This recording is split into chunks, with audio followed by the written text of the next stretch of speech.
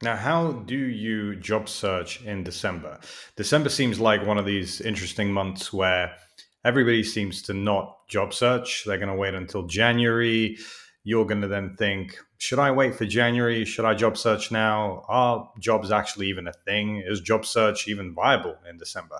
And the answer may shock you because it probably isn't something you want to hear. But if you job search in December during the holiday month, you will double down your success for January. Now, we all know that job search is being tough. It's a tough process. You're applying, nothing's happening. You send out resumes and CVs. You're automatically getting these rejection emails. And if you follow my channel, you know I talk a lot about that. But is there a way to really take advantage of the holiday month of December? And could you actually utilize a strategy to generate an offer in January? And the answer is yes. It's very simple. There's less people applying, there's less people networking. Companies are thinking about January hires, and you have an opportunity now to get in front of the decision makers of those companies.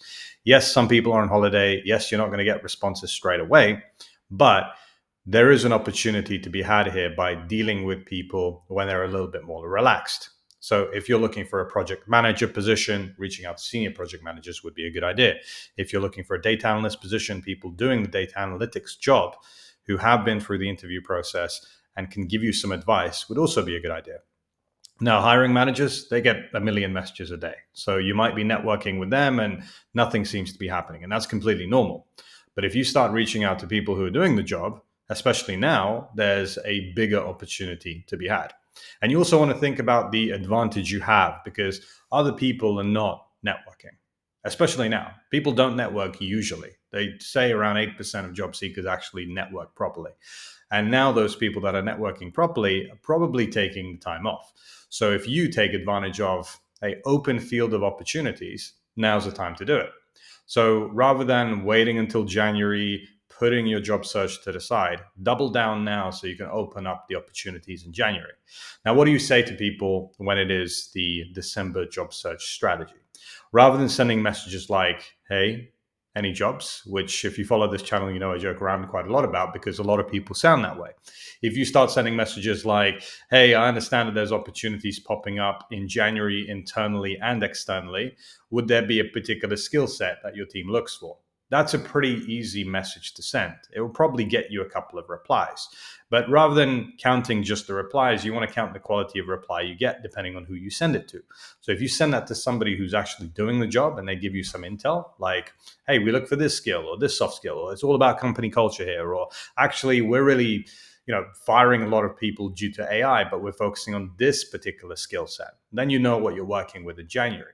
And if you get a meeting with these people now, you have an opportunity to secure meetings in January that will actually put you in the running up against all the other people that start in January. So imagine getting a meeting with someone next week. And then they say, right, we've got a role that's active on the first week of January. You could literally reply by saying, great, would there be an opportunity where I can put my profile, resume, CV, LinkedIn profile forward so I'm considered before anybody applying in January? It's a very direct question to ask. Some people feel really uncomfortable about asking it. But if you ask that question to a decision maker and they like you, people really react well to direct messages. But the majority of people are very, indirect in their approach. They feel really, what's the best way to explain it? They feel a little bit uncomfortable asking a direct message, something like a closing question, which I always talk about. Hey, can you help me make a formal application that results in an interview? These are things you have to start asking. You need to train yourself. It's like a muscle. You train these questions when you're speaking to people. And if you're speaking to one person a week, yes, it will feel daunting to ask a question like that. But if you've got 7 or 8 or 9 meetings booked every week for the next 3 weeks, you can just keep ripping that question out very easily. Some people will say, well, I can't really help you make a formal application that will result in an interview. And worst case scenario, it's a no. Best case scenario, they say, yes, I can. I'm the hiring manager. I'm the decision maker, or I know who the hiring manager is. So closing questions, direct questions, and also reaching out to people right now is just, it would be stupid not to do it. It would be stupid not to reach out to people when there's less competition. It would be stupid not to ask direct questions that if you get a yes, that you get an interview. And in that interview, I want you to think about it this way. If you get an interview from networking and getting someone to recommend you and getting someone to actually say, yes, I can help, do you feel that you would have a better interview other than the one you just randomly apply to? And I think you'd actually find yourself in a position where people have already prejudged you before the interview begins in a positive way, because you've come across very direct. You've shown that you're the right fit. You've asked the right questions. You haven't said, hey, any jobs? You're actually asking soft skill based questions, profile based questions. And that just puts you ahead of everybody else. So it's a shame not to do it. And it's really just a mindset shift more than anything. Without sounding cheesy, you just have to think about it differently. So if you think about your job searches, okay, who can I connect to? Which contacts am I making? Who can I speak to today or send a good message today? Get some engagement today, get some more connections on LinkedIn. You're one connection away from changing your entire job search. And if you get into the company of your dreams or the job of your dreams, your whole life changes. So it's worth doing. It's worth spending an extra 20 minutes, half an hour reaching out to people. It's a shame not to. If you've got an opportunity, there's just too many people applying. It's a saturated market. There's way too much competition. But right now, you've got a 3-week window.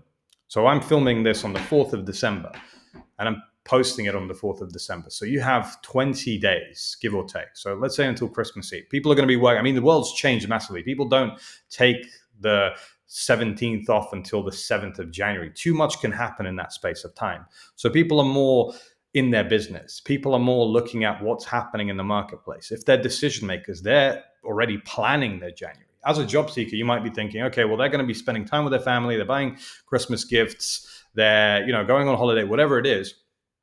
It's not the case. They're thinking about, who am I going to hire in January? And then you send a message and you ask a great question. And they think, okay, well, this person could be someone that I could potentially hire. Let me respond. And then you get a response. And then your whole outlook on your job search changes. It's really a mental game. And job search is very cyclical.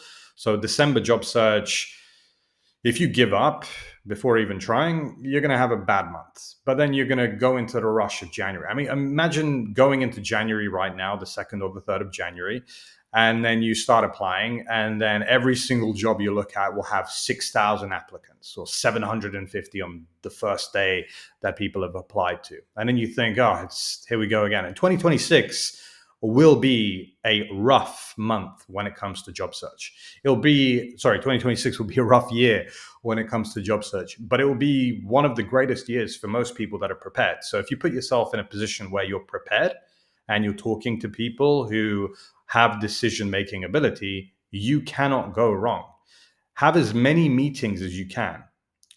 Present yourself as you know how to, and learn from the data that you get. So if somebody has a meeting with you and it doesn't go anywhere, self-analyze. Why did it not go anywhere? Did you ask good questions? If you did, it's the wrong person. You try to find another person.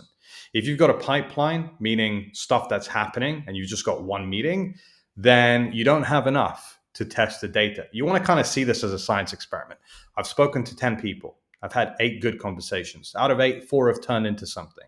Out of those 4, 2 interviews happened. Out of those 2 interviews, 1 offer happened. That can happen in 1 week. You just have to put yourself out there. And if you're introverted, I get it. It's completely fine. I'm actually introverted myself. A lot of people are shocked by that statement. I know I'm very good at communication. People tell me that, so I'm not boasting. So I know that's a skill set I have. But I don't really like posting too much. These posts I'm doing, it's just to help you so you've got a better chance. Because I get a ton of messages from everybody. Hey, Milo, how do I get a job? Who do I reach out to? What do I say? These videos help me tell you this is how you do it. So when you do message me, you can actually give me some proper content to say, hey, Milo, I reached out to 20 people. I had 2 people respond. How do I get 4 people to respond? Or I've had 5 meetings in 2 weeks. How do I get 5 meetings every week? Because I'm not doing a job and I've got time. Or Milo, I'm working 60-hour weeks, but I'm looking for a new job. How do I manage my time more effectively to make that happen? And I'll make a video about time management as well, because that's a big thing. Your job search needs to take half an hour a day.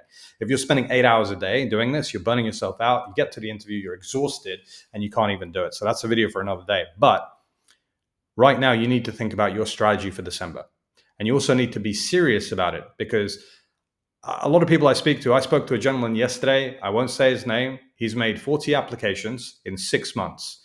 And he was complaining at the fact that he hasn't had a single interview. Firstly, he wasn't making enough output in terms of reaching out to people.